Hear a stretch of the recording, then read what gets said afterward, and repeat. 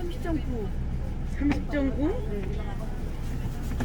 들어가세요. 아이고 예뻐라. 다 오신 거예요? 36.5. 누구세요? 정한 36점? 이름만큼요. 36.5? 하세요. 35.8. 35.8. 같이 오셨네. 옆에서 하시나 누구? 보다. 응? 제38 차 세계인과 함께하는 종교 문화 탐방을 시작합니다. 저는 정하늘이고 저희 엄마는 리셀입니다. 제 동생은 카일입니다. 저는 서지성이고요. 저희 엄마는 리비나입니다. 우리 모두 화이팅!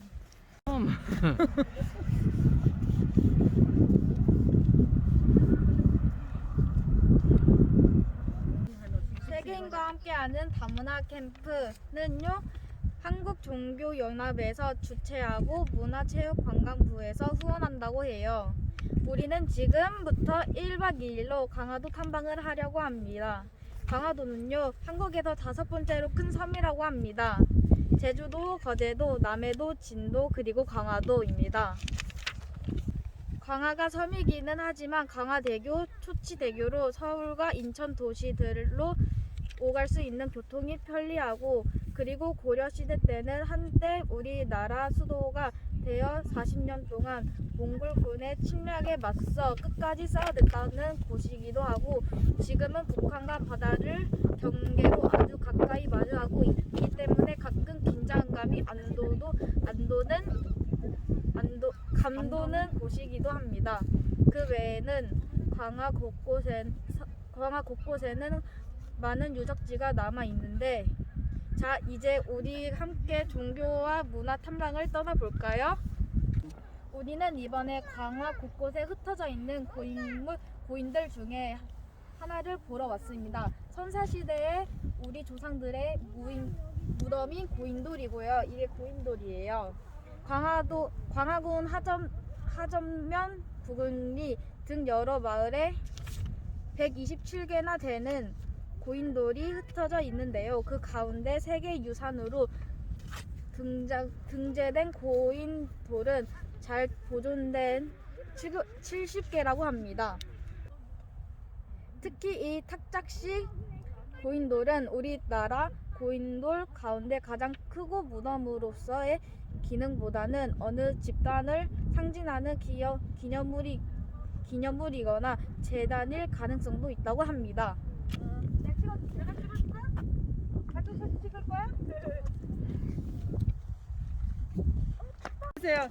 고인돌의 축조 과정이라고 써 있잖아요. 먼저 이제 저 돌이 큰 거를 바로 할 수가 없잖아요. 그 땅을 이렇게 파나 봐요. 이걸 묶고 이제 이 겜돌 이거 막대기를 묶어서 그 다음에 이제 운반로로 이거를 이제 갖다가 양쪽에 보이죠? 저기 기둥. 어? 네.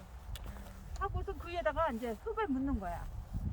그러고서 덮개를 저 이제 탁자처럼 된 거 위에 덮개 저걸 갖다가 이제 이렇게 도르래를 이용해서 사람도 되게 많이 옛날 원시인들 많이 했지. 이렇게 도르래 해서 옮기는 거예요. 그 다음에 이제 밑에 있는 흙을 덮었잖아. 근데 그 흙을 파내는 거야. 그러니까 저 구멍이 뻥 뚫리잖아요. 그 사이로.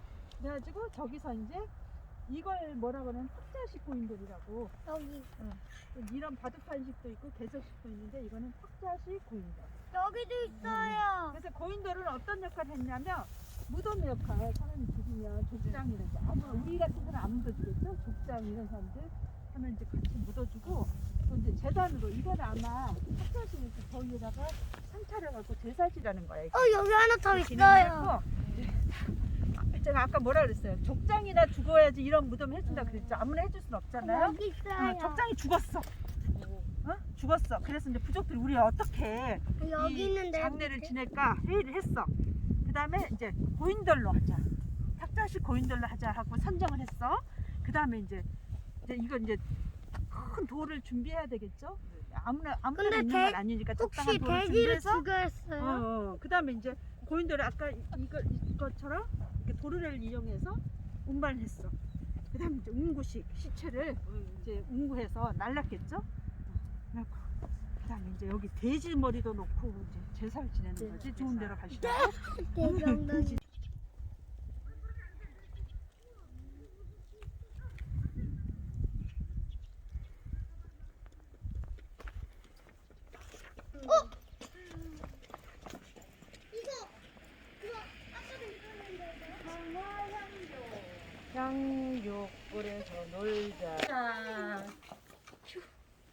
이곳은 광화의 향고입니다. 향교는 조선시대 국교인 유교 향후의 위패를 봉인 대양하고 지방의 중등 교육과 지방민을 가르치기 위해 지어진 건물이라고 하는데요.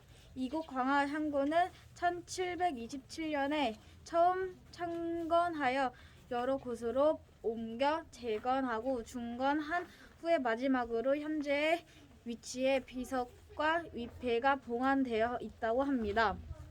조선시대에는 국가로부터 전당과 노비, 전적 등을 지급받아 교관이 학생을 가르쳤거나 현재에는 교육하는 기능이 없어졌고 봄, 가을 그리고 매월, 초 하루와 보름에 제사를 지내는 기능만 남았다고 합니다. 뭐냐면 유교는 제사 지내는 게 굉장히 중요하고 부모에게 효도하는 게 중요하고 그다음에 가르치는 거. 그래서 여기서 이쭉 양쪽에 건물 있잖아요. 거기서 학생들을 가르쳤어요. 우리는 상금의 광화읍 성당에 왔습니다.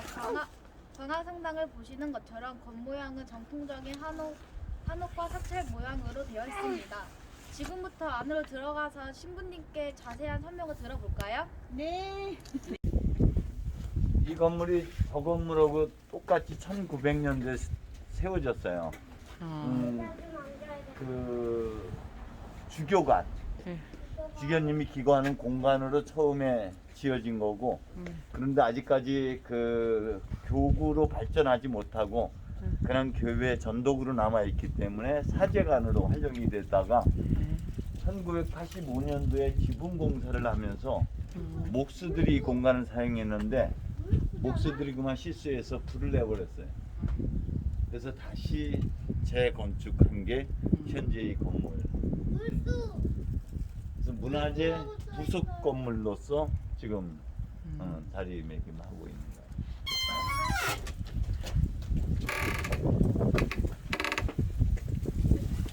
우와. 신부님이라고 하지만 성공에는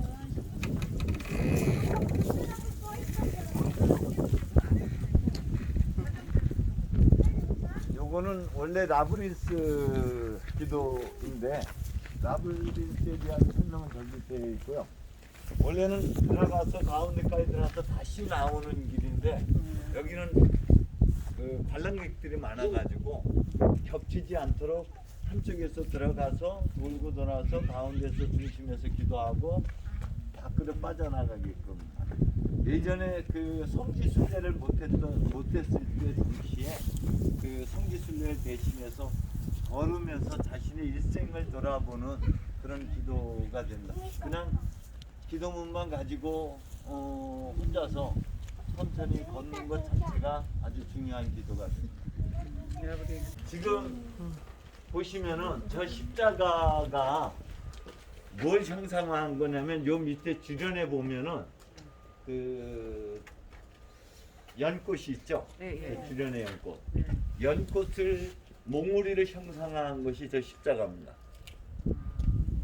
근데 연꽃 하면은 그 불교를 상징하고요. 또 그 대신에 또 하나가 떠오르는 사람이 있잖아요. 인당수에서 신청이. 그러면은 저 십자가는 부활의 십자가를 의미하겠죠. 그러니까 종교 간의 벽을 없애는데 이 자리가 굉장히 중요한 역할입니다. 그리고 천주 성전으로 되어 있잖아요. 전자를 쓰고 있는 데는 왕이 있는 곳, 근정전이라든지, 그 다음에 신이 모셔지는 대웅전이나, 그 다음에 향교 같은데 이 저기 뭡니까 사당을 신을 모신데 그곳을 전이라고 해요. 이 전은 외산문과 내산문으로 되어 있습니다. 그러니까 세상과 접하는 문이고 이건 신과 접하는 문이에요. 그래서 원래 문이 세 개예요. 가운데 문은 신이나 왕이 다니는 곳. 그 다음에 측면은 사람이나 인간이 다니는 곳. 그래서 그 어디야 그 향교나 그 왕궁에 들어갈 때 가운데 문을 쓰지 않는 거는 신이 다니고 왕이 다니는 길이기 때문에. 그런데 그 삼문의 형식을 갖추되 하나로 만들어서 인간과 하나님이 같이 동행하는 길을 걷게 아, 예. 했다. 그 성당에 대해서 안내해 드리면은 이 성당 자체는 그 뭐라고 표현해야 되나 바실리카 양식입니다. 전통 한국 전통 양식은 아니고요. 서양식 바실리카 양식이고 그래서 내부는 하나님을 예배하기에 적당한 구조로 되어 있죠. 한국의 전통 가옥은 측면이 저희 정문이죠. 근데 여기는 직선 구조로 되어 있습니다. 바실리카 양식으로 되어 있고요. 여러분이 보시면은 제대가 보이고요. 성당에는 제대와 세례대가 중심인데 이 제대와 세례대는 이 마루 위에서 올라온 게 아니라 땅바닥에서 기출해서 올라왔기 때문에 지금도 여전히 건재하고 문화재로 등록이 되어 있고 이 건물 자체는 사적으로 되어 있고 최근에는 세계 문화유산 기구로 등재하려고 지금 노력 중에 있고요. 사용된 이 목재는 1900년도에 지을 때 당시에 20년 전에 경복궁을 복원했어요. 경복궁을 복원할 때 전국에 있는 소나무들을 다 채취해가지고 사용했는데 당시에 남은 목재가 있었어요. 그게 백두산에 있었는데 그 백두산 원목을 채취해서 갖고 들어온 게 이 나무입니다. 그러니까 백두산에서 뗏목을 만들어서 강화로 가지고 들어왔고요. 저는 건축에 대해서 잘 모르는데 이 네모난 기둥이 나오려면은 저 위에 보의 몇 배가 돼야지 이 사각 기둥이 나온다. 그리고 이 소나무예요? 네? 소나무? 소나무 적송입니다. 백두산 적송. 그리고 여기 이 건물을 지을 때 경복궁을 복원했던 도편수 외에 강화 지역에 있는 목수들이 함께 참여하게 되는데 갓진데 홈을 파줬는데 이것도 아주 정교한 기술이라고 합니다. 왕궁이나 이런 데 외에는 사실은 요 사각기둥에 이런 것들이 되어 있지 않아요. 근데 지금 이 니스칠을 해놔가지고 그 색깔의 아름다움을 잃어버려서 그게 아쉽죠. 다시 복원을 하면 이거를 빼빠르다가 갈아내야 되는데 그건 어떻게 진행이 될지 지금 문화재청 쪽에서 시켜서 그러니까 뭐 토착하라는 표현보다는 성모회 자체는 펜테 그리스도교 자체는 그 문화와 어우러지고 조화를 이루는 그래서 중용의 문화를 갖고 있는 게 그래서 성공회는 틀리다라고 얘기하지 않고 다르다라고 얘기합니다. 그게 틀린 게 아니라 다른 거다. 내 위에가 사각형으로 되어 있어요. 이게 동서남북 흩어져 있는 내가 그리스도의 사랑 안에 하나로 모아지는 곳이 바로 여기다. 그래서 여기서는 세례를 받을 때 사각형에 받치고 있는 기둥이 4개여도 되는데 지금 몇 개죠? 기둥이? 5개. 5개. 요한의 복음에 보면 요한의 영성에서는 5장인가요? 요한복음 5장에 보면은 5 행각이 있어요. 5 행각에서 눈을 뜨게 되죠. 우리가 눈을 뜬다는 것은 비로소 존재를 알아차린다는 거예요. 신자들이 독서를 할 때 쓰는 건데 이것은 여기를 잘 보시면은요.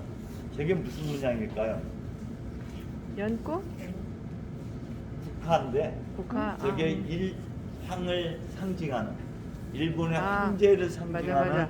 문양인데 이 꽃잎이 몇 개냐에 따라서 계급이 달라지고 이거는 아마 일제시대 때 일본 성공회에서 기증한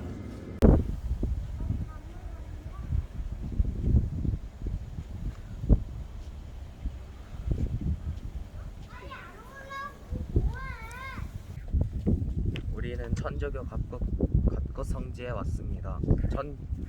천주 교인 우윤집, 최순복, 박상손 세 분이 갑국 돈대에서 목이 잘리는 형벌을 받았다는 기록과 순교자들의 행적을 박승집 베드로의 증언을 토대로 천주교구에서 성지로 만들었다고 합니다.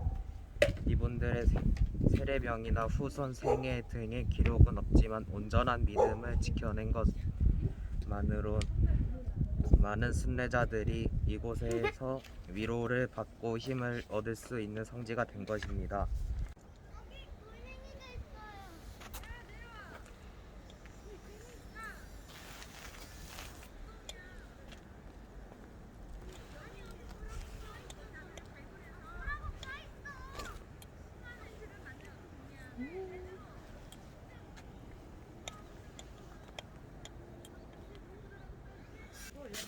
예수님이 이제 십자가에서 이제 여기다 재판을 받으셨죠. 여기서 이제 많은 재판을 받으시고, 자, 제1처서예요. 제일 첫 번째, 예수께서 그 빌라도 총독 관저에서 사형 선고를 받았잖아요. 누구를, 그러니까 둘 중에 하나 넣어준다니까 누구를 넣어줄까니까 십자가 못 박으시오, 못 박으시오. 그리고 사람 군중들이 외쳤죠. 그래서 할 수 없이 십자가형을 이제 사형 선고를 받았어요. 그러니까 자기가 질 십자가를 지고 이제 십자가를 지신 거예요. 지고 이제 골고다 언덕을 여기 약간 경사졌죠. 골고다 언덕을 올라가신 거예요. 골고다가 어디냐면 사형장. 자기를 못 보면 굉장히 큰 거, 이 나무보다 더 컸을 거예요. 자기 키보다 훨씬 크고 무거운 걸 이제 지고 올라가다가 너무 힘이 들어서 첫 번째로 넘어졌어요. 그러니까 병사들이 막 채찍질을 치면서 이 엄살이냐 일어나라 일어나라. 우리도 사의 마음이 얼마나 예수님 엄마의 마음이 얼마나 찢어지시겠어요. 가다가 길에서 어머니를 만나요. 성모님. 그 너무 뭐라고 말로 표현할 수 없죠. 십자가. 자, 여기는 제 5처서 5번째 시몬이 이제 그 십자가 너무 무거워가지고 자꾸 떨어지는데 시몬이 어디 갔다가 길 가는 중에 느닷없이 병사들이 이제 예수님이 너무 지체되니까 시몬을 붙잡고 야 너 십자가 좀 매 이거 좀 매 그래갖고 본의 아니게 예수님 십자가를 시몬이 지고 가게 됐어요. 여기는 제 6처서 베로니카라고 예수님을 따르던 여자인들이 많았잖아요. 제자들은 다 도망갔어. 섭덕이 오기도 다 도망갔는데 여인들은 끝까지 따라갔잖아요. 그래서 베로니카가 예수님의 얼굴을 자기 가지고 있는 수건으로 닦아드렸어요. 그래서 그 수건에 이제 예수님의 얼굴이 이렇게 그대로 이렇게 묻어놨다고 그대로 그려졌다고 그럴까? 제 장소인데 예수님께서 두 번째로 넘어지셨어요. 네. 그래서 예수님이 전체로 3번까지 넘어지셨거든요. 그래서 우리가 때로는 우리가 넘어질 때가 내가 왜 이렇게 넘어질까 하는 말이 예수님도 넘어지셨는데 근데 여인들이 이제 예수님을 보고 막 울어요. 그러니까 예수님이 오히려 나를 위해서 너네들 울지 말고 이 자식들을 위해서 울어라. 아무튼 오히려 위로를 하시는 거예요. 넘어지셨어요. 이때는 완전 기진맥진 탈진해서 넘어지셨어요. 왜냐하면 위에 이런 가시 멸관도 있고 전날 저녁에 잡혔잖아요. 밤새도록 고문당하고 신문하고 하면서 이제 이게 골고다 언덕을 올라가니까 이제 기진맥진해서 마지막으로 넘어지시고. 여기는 이제 예수님을 이제 드디어 골고다 언덕에 십자가를 다 이제 갖고 올라왔어요. 그래서 예수님은 십자가를 못 박기 전에 십자가를 먼저 땅땅땅 하고 여기 땅에다가 박아놓고서 예수님을 못 박기 위해서 그때는 옷이 귀했대요. 그래서 예수님 옷을 벗긴 거야. 그래갖고 자기네들이 제비 뽑아서 나눠갖고 예수님 팬티만 여기 가리는 거 있잖아요. 십자가 고상 십자가. 인쳐서 예수님께서 이제 십자가를 못 박히시니 손 못 받고 양손 못 받고 이렇게 해서 이렇게 못 받고 이제 드디어 십자가에서 돌아가셨어요. 예수님께서 몇 시에 돌아가셨어요? 예수님께서 몇 시에 돌아가셨어요? 금요일 날 돌아가셨잖아요. 3시 안에? 3시 2시인가? 3시인가? 예, 3시 벌써. 6시는 십자가에서 이제 내렸잖아요. 왜 내렸냐면 그 다음 날이 축제 날이야. 네. 6월절 축제 날이어가지고 축제 날 불경스럽게 시체가 매달려 있으면 남이 매달리면 기분 나쁘잖아요. 그러니까 특별히 허락을 했어요. 가져가 좋다. 해서 이제 그래서 무덤에 묻히심. 키가 있어서 그래. 이거 보이게 사진 한번 찍어야지. 이곳의 광성보는 조선시대 광해군이 고려시대의 박가성을 보수하고 내 성인 광성보를 설치하였는데 1745년에 완전한 돌로 만든 성으로 신미양요 때 가장 격렬했던 격전지로 유명하고요. 이 전투로 폐허가 되었던 것을 이후 보수 정화하여 강화 전전지 정화 기념비를 세우고 지금은 해변 쪽으로 넓은 휴식 공간이 만들어져 관객들이 강화 바다를 구경하고 힐링하는 공간이 되었습니다.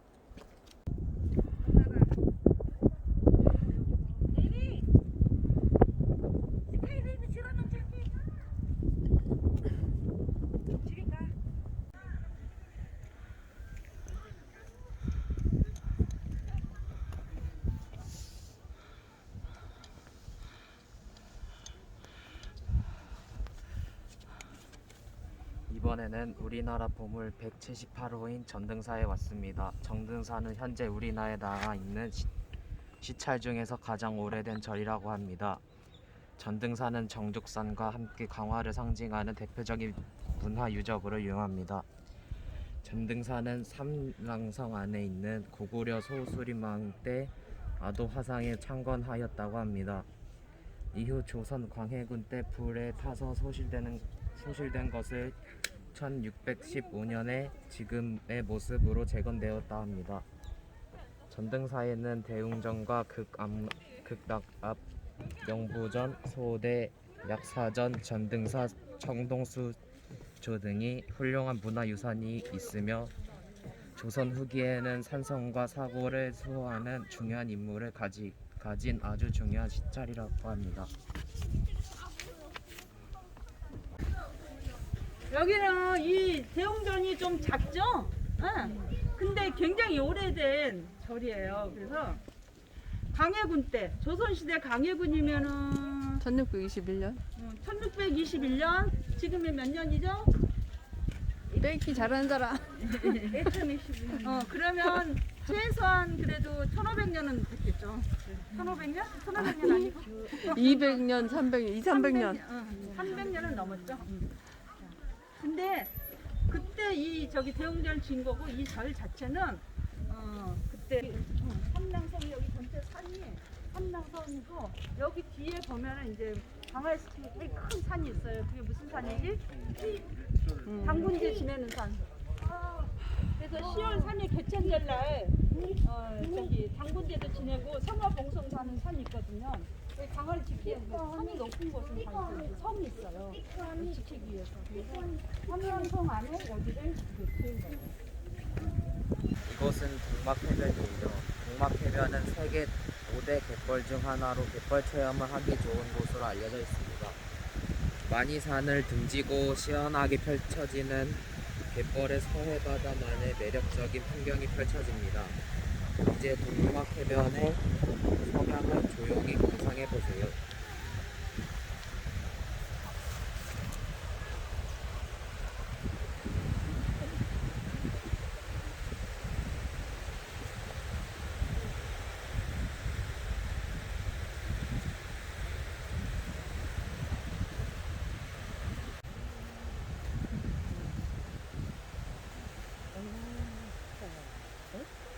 난 아쉽네. 이거 같이 보호를 만드는 거야? 근데 멋있게 뭐가 떨어지는 게 이거? 근데